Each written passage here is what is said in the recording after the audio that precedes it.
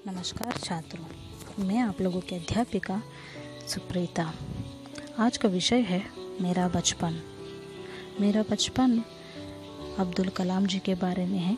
उनका आत्मकथा है, यानी वो खुद आप लोगों से अपनी कथा को आप लोगों के साथ बांट रहे हैं। इनका जन्म 15 अक्टूबर 1931 में हुआ है, तमिलनाडु के रामेश्वरम में।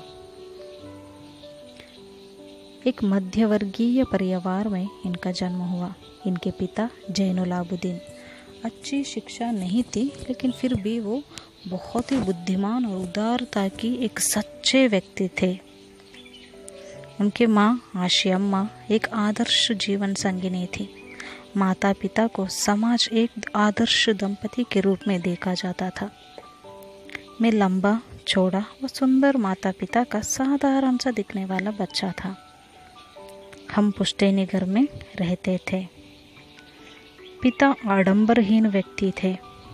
घर में सभी आवश्यक चीज़ें समुचित मात्रा में सुलभता में उपलब्ध थी, इसलिए मेरा बचपन निश्चिंतता से गुजरा। मैं प्रायशः अपनी माता पिता के साथ खाना खाया करता था। सामने केले का पत्ता बिछाकर उस पे चावल एवं सुगंधित सांभर, साथ में घर का बना अचार और नारियल की चटनी भी होती थी, जो आशियम्मा परोसती थी। हमारे घर के पास प्रतिष्ठित शिव मंदिर था, जहाँ पर हिंदू मुस्लिम मिलजुल कर रहते थे। हमारे इलाके में एक पुरानी मस्जिद थी, जहाँ मेरे पिताजी रोज़ मुझे ले जाया करते थे। रामेश्वरम में सबसे बड़े पुजारी लक्ष्मण शास्त्री मेरे पिताजी के अभिन्न मित्र थे, यानी बहुत ही अच्छे मित्र थे। आध्यात्मिक विषयों के बारे में उनके पिताजी और शास्त्री जी चर्चा करते थे। नमाज के बारे में जब मैंने पिताजी से पूछा तो उन्होंने कहा कि जब तुम नमाज करते हो तो तुम अपने शरीर से ब्रह्मांड का हिस्सा बन जाते हो, जिसमें दौलत, आयु, जाति और धर्म का कोई भेदभाव नहीं होता। पिताजी पाँव फटने से पहले उठकर नमाज करके नारियल के बगीचा, जो घर से 4 किलोमीटर दूरी पर था, वहाँ पर चलकर जाकर वहाँ से नारियल तोड़कर लेकर आते थे। उसके बाद ही वो नाश्ता करते थे। पिताजी ने लकड़ी की नौकाएं बनाने का काम शुरू किया। स्थानीय ठेकेदार जलालुद्दीन के साथ समुद्र के तट पर काम करते थे। जलालुद्दीन के साथ मेरी बहन ज़हरा की शादी हुई।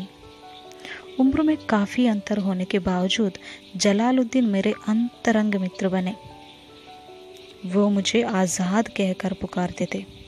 हम दोनों प्रायः आध्यात्मिक विषयों पर चर्चा करते थे। जलालुद्दीन ही थे जो पूरे इलाके में अंग्रेज़ी में लिख सकते थे। उन जैसे शिक्षा स्तर किसी के भी पास नहीं था। जलालुद्दीन कलाम जी को हमेशा शिक्षित व्यक्तियों से वैज्ञानिक खोजों के बारे में, समकालीन साहित्य और चिकित्सा विज्ञान के बारे में बताते थे। वही है जो कलाम जी को बाहरी दुनिया का बोध करवाया था। अब्दुल कलाम जी का दुर्लभ वस्तु थी पुस्तकें, क्योंकि उन्हें बहुत ही पसंद था पुस्तकें पढ़ना। कलाम जी के जीवन पर गहरा असर पड़ा वह उनके चचेरे भाई है शमशुद्दीन, जो अकबर के एकमात्र वितरक थे, जो अकेले ही अकबर एजेंसी को संभालते थे। रोज़ सुबह जल्दी उठकर रेलवे स्टेशन पर जाकर वहाँ पर अकबरों के वितरक करते थे। इनके बचपन में इनके 3 दोस्त थे, रमानंद शास्त्री, अरविंद और शिव प्रकाश। इस पाठ के द्वारा बच्चे सादगी, धार्मिक सहिष्णुता, मिलजुल कर रहना, पढ़ने का प्रयोजन आदि का प्रेरणा पा सकते हैं।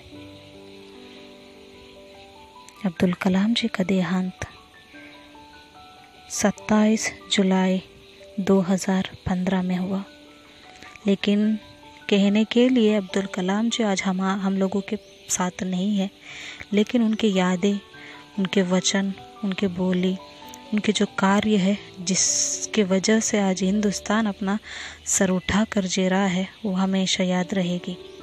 छात्रों, मैं आप लोगों से गुजारिश करती हूँ कि हम तो अब्दुल कलाम जी जैसे बन नहीं सकते, लेकिन कोशिश ज़रूर कर सकते हैं। आप लोगों से यही विनती है, उनके जो बोल है, उनके जो मार्ग है, उन पर चलो। आगे उनके जैसे बन नहीं सकते तो भी हम लोग प्रयत्न तो कर सकते हैं। तो आज भी अब्दुल कलाम जी की यादें हमारे दिल में हैं, तो हमेशा बनाए रखें। जय हिंद। आज के विषय में इतना ही। धन्यवाद।